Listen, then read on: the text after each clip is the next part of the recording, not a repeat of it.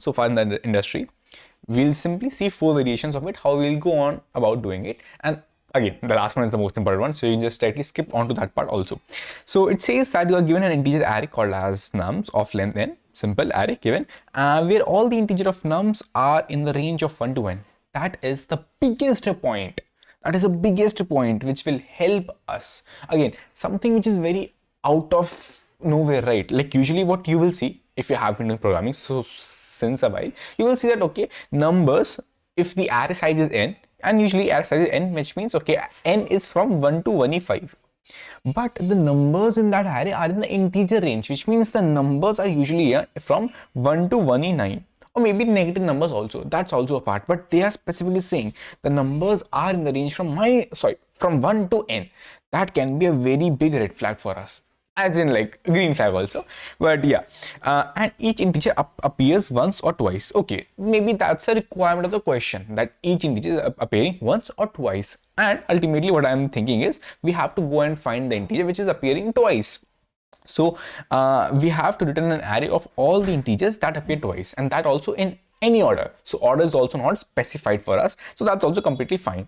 Now usually we can see that the very obvious thing which we can think of right now is using a map, because see, appear once or twice, appear once as in frequency is 1, frequency is 2. So for sure we know that somewhere underlying frequency is involved in it, so I can simply keep track of the frequency of element. Whosoever is coming twice, I can just put that in my answer vector. So without even thinking a bit, we know that the first solution which came in our mind is actually via unordered map. That's, but still we are in an interview, we have to fake a few things, so we'll start faking up. So firstly, we will tell the interviewer, sir, I know that it's an array and I want to find any element which is occurring twice, which means if I am here, I will go and find another element which is after him and which is also the same element, which means it will occur twice, and we know that okay, I will have only 2 elements. I will have only 2 occurrences. So okay, if I am here, I will go and search if I have something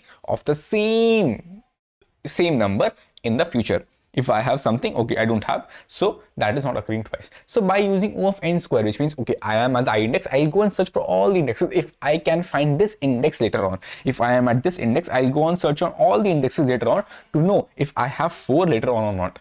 And same way, if I am at this index, I'll go and search for if I have a 3 later on or not. If yes, then this is my answer.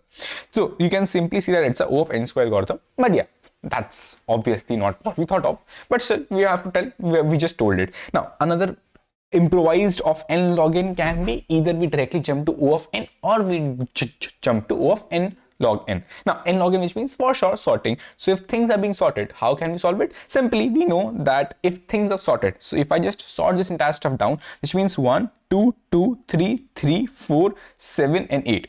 So you can see that whatsoever elements are actually repeating will occur consecutively. So I can simply start iterating on my entire array and I can check, okay, if I and I plus 1, if these two are same, which means I have that repeating element. As you can see, 1 and 2 are not same. So, okay, I can simply skip.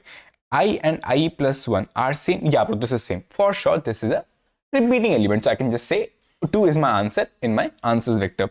Now again, I will go and iterate I and I plus 1, they're not same. Okay, cool bro, move on. I and I plus 1, again they are same. Okay, yeah, 3 is also a repeating element, and so on and so forth. Again, here will be I, here will be I plus 1, not same. Okay, again simply keep on moving, and that's how I can simply solve it in O of n log n time, and then compare if 2 elements are occurring consecutively or not. Now the third approach, again for sure we'll optimize from O of n log n to something of lesser complexity, which is O of n. And we have already seen that the first condition which came to us is we have to know the frequency occur once or twice, which means occur once, as in the frequency should have been 1. So I'll simply keep track of the frequency of all the elements of the array, which means I'll go and check, okay, frequency of, okay, map, let's say map of 4, it is 1, map of 3, it is 1. Again, I'm at this point itself. Map of 2, again it is 1. Map of 7, it is 1. Map of 8, it is 1. Again, map of 2, okay, increase the frequency to 2. Map of 3, increase the frequency to 2. Map of 1, increase the frequency to 1. So you can see that you will iterate on the entire map and check whosoever has a frequency of 2, that's gonna be your answer. So 2 and 3 are your answers. So you can simply see that you iterate on the entire map, that's a O of n. You used extra space because of map, that's also a space of O of n being used. Now, but the question primarily demanded, can you please solve it in your O of 1 space, which means for sure I will ask the interviewer, sir, one thing is very obvious, that there can be chances when the interviewer wants O of 1 space without modifying the input array, or maybe he wants that, okay, you can modify the input array itself, but I'll ask him, so can I use the input array itself and can I modify that? Okay, let's see that how we can solve it. We will use the specific thing which was given to the problem itself. That first thing is that all the nums value are within the range of 1 to n, and also each element appear once or twice. The main red flag for us is all elements are in the range of 1 to n. That's so strange. Which means, and again, I want to know that something has occurred twice, which means if anyhow I know that, okay, I have all the elements in the range of 1 to n, so maybe I can use these elements as the indexes itself. If you had never known, or if you have seen counting sort or these kind of sorts, in which what you do, you have an array, you actually use your elements as an indexes itself to know if something is visited or not. That's how you do. When like, see, to make something as visited or not, one operation is, okay, that you have an array, let's say have element 3, 2, 1 and 6, and let's say 0. So okay, one way is to keep track of these visited elements. Okay, 3 is visited, 4 is visited. One thing is that I used a map of 3 is, let's say, true, or let's say 1. Map of 4 is, let's say, 1, which means 1 say, okay, it's visited. Another way is I make an array in which I take these indexes, okay, 0, 1, 2, 3, 4, 5, okay, 5, 6 and 7. So okay, 0 present, 1 present, 2 present, 3 present, 4 present, 6 present. So I can also use the index, and that's a basic use. And for sure, array is faster than the unordered map, if you don't know, because array is taking consecutive memory space. So if we go in the memory level, it is a bit faster than the unordered map. That's the reason it is specifically said that if you are doing comparative programming, then it's highly useful that if you can use a vector or an array instead of an unordered map, use that instead, because it is accessing consecutive memory spaces, and it's very easy for the computer to go onto consecutive memory spaces rather than randomly jumping onto different memory spaces. Cool. So we have figured out that, okay, whenever we have limited number of, we know that, okay, the input values are in the limited range, so I can make that limited range array size itself. And that's a technique which we have been using earlier. We'll use the exact same technique here also, that, okay, I know that nums of elements are in the range of 1 to n, so I can make an array of size, let's say, I know the maximum number can be n. So one thing I can do is I can make an array of size, let's say n plus 1, in which last index is n. That's what I can do. But you will see that 0 will never be used because elements are starting from 1 itself. So index 1 to index n will be actually used. Now, okay, one way is you can use this also, but if you remembered, what I am trying to do is I am trying to not use any extra space. So I will not make this a new array. I will use this existing array itself. Okay, so I will have to go and anyway do something in between 0 to n minus 1 index. So I know that all the elements are in the range of 1 to n, but I will have to use the indexes from 0 to n minus 1. So I know, okay, whatsoever element is there, I have to do a 1 less and then map it to its corresponding index. Okay, one thing I know, okay, how I can use my array itself to mark things as visited, or to mark things as, okay, if thing has what frequency. But Aryan, what frequency is, like, you cannot modify the input array itself, right? Because if you modify, how will you remember the value of it? Okay, but bro, then if you remembered, I have also want to see something as twice, if something has occurred twice or not. How will I do it? Bro, I'll say one thing. If something is once, there's only two variations, if something is once or something is twice. So I'm saying you one fact that, okay, if something is once, apply some operation on this entire nums so that the actual value, one thing is the actual value is not changing. The actual value is not changing, but still you can figure out, okay, it has been modified. Aryan, what does that mean? See, if you have a value, let's say 4, I am saying apply some operation on it such that the actual value, it doesn't change. Okay, actual value, it doesn't change, but I'm still able to figure out, okay, I have applied some operation. That can be done by simply saying, okay, if I just put a negative sign, the actual value is still, I can obtain, it's always 4. But Aryan, what if the value would have been -4 itself? It is not the case in this case itself, because the values are also in the positive range. I know the original value will always be positive. The original value is always positive. So I know for sure this value is always positive. So if I did a minus, which means the operation was applied once. If I do a minus again, it will become a plus. So the operation was applied twice. But Aryan, how will you figure out the operation has been applied no time? Like operation has never been applied, or operation has been applied twice? How will you figure out that part? That's a simple thing which we can simply find out by simply iterating, because of the pigeonhole principle. But Aryan, what is this? Simply, you know that every element will be there. Every element, all the indexes will be filled from 0 to -1. All the indexes will be filled, and then there will be no chance if something is remaining. What it means is, I'll tell you about the example itself, but these are multiple steps involving to prove why your answer is correct, which people don't usually prove. But we know that, okay, so far we have seen one thing, that I can use the array indexes itself to mark something as visited or not. Now, for me, visited is not just the entire part. For me, visiting twice is the main part. So I can just use the minus sign, which is the universal sign, or you can also use the XOR sign, as in like if you can place a XOR sign. I'm just saying appending some string. Maybe that's what you want, but you can just try that also. But yeah, that will actually be not good in complexity. But what you can do is, okay, I can just simply place a minus sign, and if the minus sign comes again, it will become a plus. So I know that this has been modified twice. Again, we'll go on to the question, if it has been modified none, then you can simply go and check it. Now let's try this entire stuff. How we'll solve it? Now we are at a value 4. I know I have to mark, okay, I have visited this value 4 once.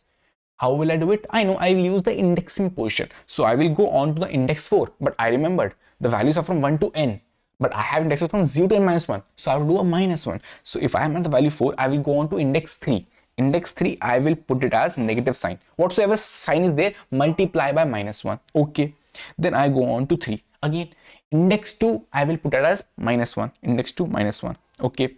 Now again, okay, Aryan, are you saying that you will go on to -2 index? No, bro. I know that my original values are always positive. So I will always grab the absolute values.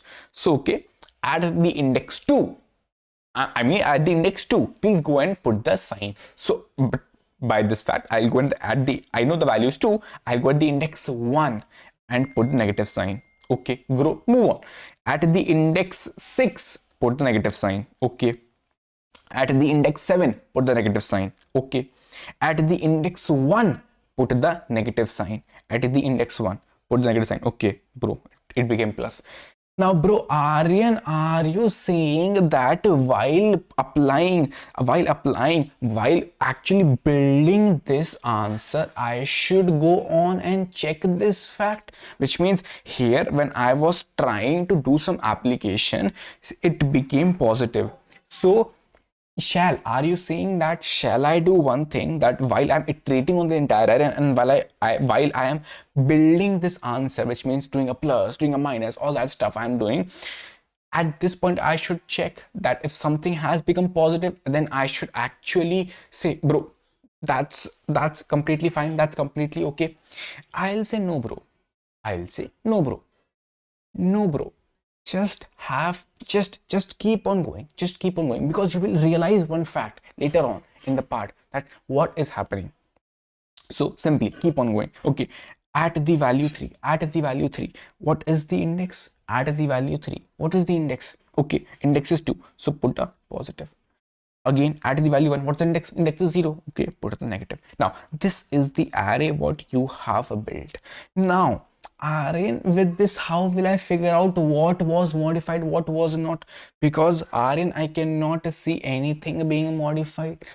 Or Aryan, I cannot see if something is the answer or not. Now you can see simply one pass is done. But Aryan, while this one pass was being done, you could have simply found out the answer while you were iterating on your nums for auto element in your nums array. If any of the value, which means if your nums, if this nums of absolute value of the element, because that's what you're actually getting, -1 is the index location which you wanted. If this is already less than 0, which means you have already visited it and you're trying to visit it again, then you can simply push back this value in the answer, which is the absolute value of the element. And then after this operation, you can simply try and do, okay, nums of this absolute value of element -1 multiply by -1. This is what you could have done, and in one pass you could have gotten all the values, as we saw also earlier, right? When I was at the value 3, I went on to index 2, and it was earlier negative. I just put in again one more negative to make it a positive. So if one thing is negative earlier, which means I'm coming on to that place again. That's the reason I can simply say, and again, that will exactly work. But you saw what's an issue. You have modified the input array and you have left the input array in this specific state. Okay, it's absolutely fine. It's absolutely fine if your interviewer is okay. But it's not good to modify the input array itself. You should actually get it back to its original state. How will we get it back? Simply apply this same operation again. What I will do is I will apply the same operation again, which means I will iterate on the entire array again and apply the same operation. What I will do, okay, 4, go to index 3 and put a -1.